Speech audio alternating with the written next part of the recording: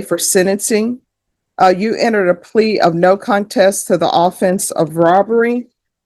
According to your plea bargain agreement, punishment is to be assessed at a cap of 6 years in the prison. There's a $2,000 fine. State is silent on your application. There's a restitution amount that is listed as $2,000. However, in the PSI report, it states that they have not been given proof of any restitution, but that's what you all have agreed to.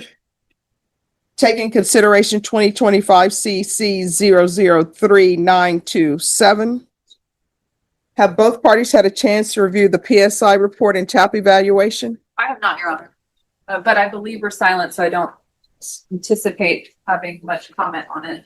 Any objections? No objection to the PSI, Your Honor. All right. Do you have any witnesses? No witnesses, Your Honor.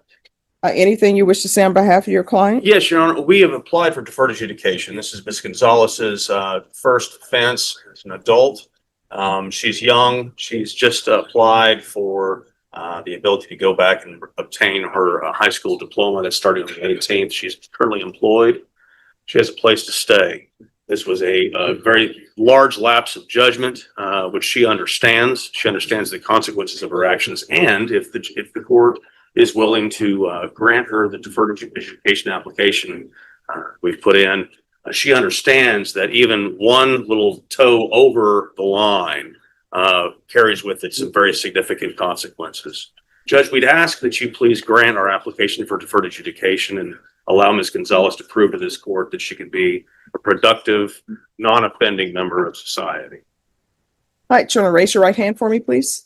Do you solemnly swear or affirm the testimony you give will be the truth and nothing but the truth, so help you God? Yes, Your Honor. All right, you can lower your hand. State your name for the record. Brianna Gonzalez. All right, you need to speak up. So, Brianna Gonzalez. all right, so why did you do this? Your Honor, I made a mistake. I was hanging around with the wrong crowd and No, let me just tell you, don't do I was hanging around with the wrong crowd, because if that other person were before me, they would say they were hanging around with the wrong crowd. And I would say, who is that? And you know who that would be? You. So why did you do this? I wasn't thinking right. I was being dumb and ignorant. Well, this person is supposed to be your friend. Is that not true? No, Your Honor. That's what it says in the stipulation, that they knew you. And this person gave you and the other person who you were with, who was your friend, a ride. And then you said, well, you know what? I just want to talk to them with us two alone. And then that person got out of the car so you could speak to them. And then you immediately get out of the car, get in the driver's seat, take off and hit that person with the vehicle. That's what the stips are. So why would you do this to a person who's supposedly your friend? Arguing at the time, Your Honor. No, it doesn't say anything about you arguing with him in the steps. What it says was, victim works as a taxi driver, gave his friend, that's you. So since they say friend, I'm assuming that you all have a prior relationship and he considers you a friend.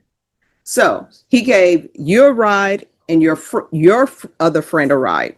So your friend with a taxi driver and you have your friend with you and he gives you both a ride. And I'm assuming he was doing this out of the kindness of his heart. Did he charge you guys any money? No, Your Honor. All right. So he gives you a ride and you go to an apartment complex and you tell him, I want to speak to my friend in private. So the victim gets out of the vehicle and then you immediately jump into the driver's seat and drive away. The victim gets hit by the vehicle that you're driving. And it says the victim had pain on his left knee from the vehicle hitting him. The defendant, that's you, struck the apartment complex gate, tearing off the front bumper to the victim's vehicle. So again, why are you doing this? Your Honor, I was drinking that day. I don't understand how drinking makes you do this. Because how did you end up even getting a ride from him? Did you pick up the phone and call him? No, Your Honor, we were all under the influence at the pool, at the apartment complex, and went to go pick up more alcohol. And that's when I took the car. No. I mean, there has to be a point where he's giving you a ride. No, Where Your does that come in? We left from the apartment complex, Your Honor. It was me, my friend, and Moji. We were there at the apartment complex, and we all took off from the apartment complex, and we all left. He didn't give us a ride. We were all just riding together. Okay. And then what happens? I took off in his car, Why? Your Honor, because I wanted to leave where we were at, and I wanted to get back home. And we were arguing that same night. We had got into an altercation with my other friend.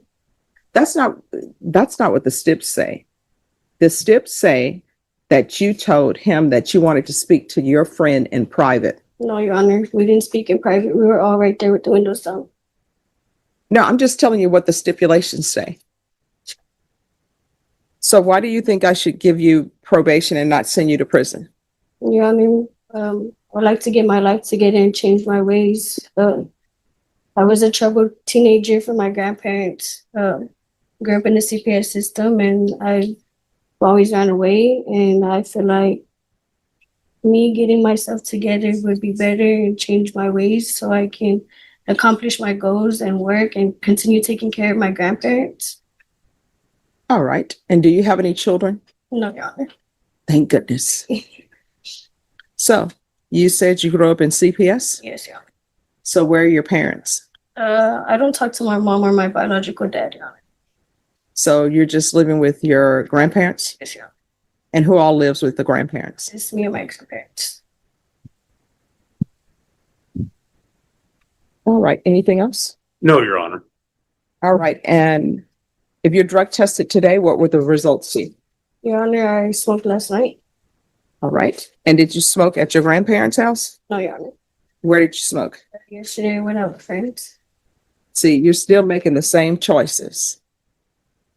And if you're coming to me and you want probation, the least you can do is come clean and sober. And you're not even doing that. So you're still making the same choices that are not good choices. So when you're smoking marijuana, are you going to tell me you were with the wrong people No, Your Honor. or hanging out with the bad crowd? No. You're part of the bad crowd. And do you have employment? Yes, Your Honor. What do you do? I work at a range. What does that mean? Uh, What do you do? I take score of like when they shoot the rifles, and I take care of my grandparents on the side also.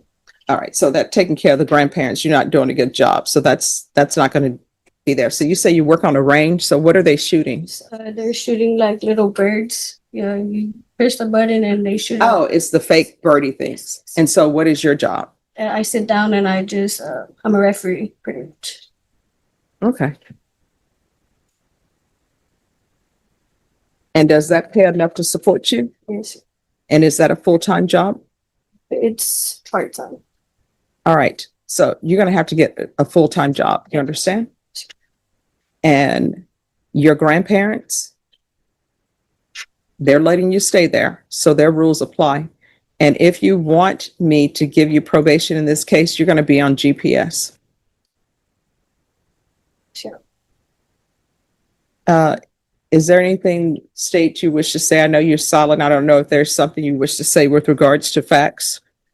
Your Honor, I know that the defendant had her recitation of the facts and the court is reading the facts from the stips. We don't have any information that the stips are inaccurate. So that's what I'll rest on. Okay.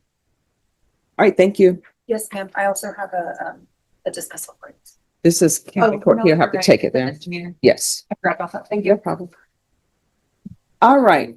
Probation. What conditions do you believe can help her?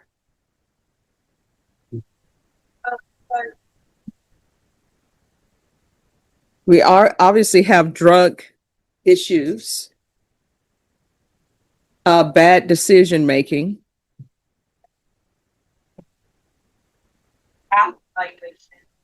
Outpatient. It is recommended along with some support needing the regular random made. I would also include more recognition therapy. All right. know that she has her, high school diploma. How far did you go in school? 8th grade, Your Honor. Why did you- She's starting her program on the 18th, Judge. All right, why did you drop out of school? I was in CPS. They were taking me from foster home to foster home. Okay. All right. Do you need any type of therapy? Yes, Your Honor. Yes, Your Honor. All right. So if we can do some sort of trauma therapy, I've done a lot of CPS cases before in my career as a defense attorney, so I know that there are issues. And I know a lot of times children get moved from place to place, and that's a bad thing because you've already been separated from your family, and whether your family is good to you or not, you love them. And then you get moved to a new place, and then a new place, and then a new place. Do you have siblings? Yes, Your Honor. And were you all separated? Yes. And have you had any contact with them? Just got back in contact with them, Your Honor. All right. So I don't know how your siblings are doing, but do not bring drama and conflict into their life. You had a bad start in life, and the reason why you've had a bad start is because you've been in CPS care, right? Yes. So you're going to have to turn things around and break the cycle. Please do not go out here and start having children until you are able to support yourself and support children. You understand? Yes, Your Honor. And do not choose some random guy to be the father of your child. You understand? Yes, Your Honor. And is there any gang affiliation with you? No, Your Honor. All right, probation, this is what I'm going to do. 6 years deferred adjudication. There's to be regular reporting by Zoom or in person, regular random UAs, proof of employment within 45 days, no employment as a home health care provider or with minors, field visits 1 time per month until further notice, intensive outpatient treatment with probation. I'm going to ask that with the UAs, test for levels, those levels had better start going down. You understand? Yes, Your Honor. The MRT, take in consideration 2025 CC 003927, a $2,000 fine that will be probated. There's to be restitution to and no contact with Mojib, Mojib, Rahmani, Rahmani, and the restitution amount is $2,000. Probation, I'm going to ask for 200 hours of community service restitution. 100 of those hours will be waived upon completion of GED or trade school certification. The remaining community service hours you'll need to do. You understand? Yes, Your Honor. Probation, do you think we need GPS? Right. Is there anything else we need, probation? No, I just want to know, are you in a position for her to get the principal? No, because I would tell you, sometimes I realize some people are not good test takers, right? So what I'm telling you, if you obtain your GED or if you get a trade school certification, I'll deduct 100 hours of your community service restitution. Do you understand? Yes, Your Honor. All right. And then probation, if possible, some type of trauma therapy for her, please, to address CPS issues. All right. Is there anything else you need from the court to be successful? No, Your Honor. Did you review the document entitled Trial Court Certification of Defendant's Rights to Appeal with your attorney? Did you understand it and sign it? Yes, Your Honor. Because this is a plea bargain agreement, because I followed your plea bargain agreement, and because you waived your right to appeal, you do not have the court's permission to appeal. Do you understand? Yes, Your Honor. All right, we can go off the record. Here's the thing. Everybody, I can guarantee you, your attorney has probably had bad things happen to him. Nobody has had a great life where they've just gone through and their life has been perfect. But you can overcome it, but you're going to have to fight to overcome it. You understand? Yes, Your Honor. And at some point in time, The fact that you were in CPS care, the fact that your parents didn't do what they needed to do, at some point in time, your choices become your own. And what I can tell you in this court, since you're on probation, at this point, you can put it on a calendar. Any choices you make, those are going to be your own choices. It's not going to be my parent did this or my parent did that. You understand? Yes, ma'am. In this court, to be successful on probation, communication is key. If you have an issue, let your probation officer know about it. If you feel they're not addressing it, you can come back to court, okay? Yes, Your Honor. And here's my advice to you. I have no problem with tattoos, right? But if you want people to look at you and want to read your book for employment, you're going to have to stop with the face tattoos and stop with the piercing of the face. And let me just tell you why. Because if you come in for a job, some people are not going to take the time to look beyond this, right? They're just going to say, I don't think that person will be good. And they're going to move on to the next person. And you don't want that. You want people to get to know you and then say, yeah, this person is going to be great. All right. All right. Good luck to you. Thank you. You're welcome. Thank you, Your Thank Honor. you. Yeah. Who's next? Probation.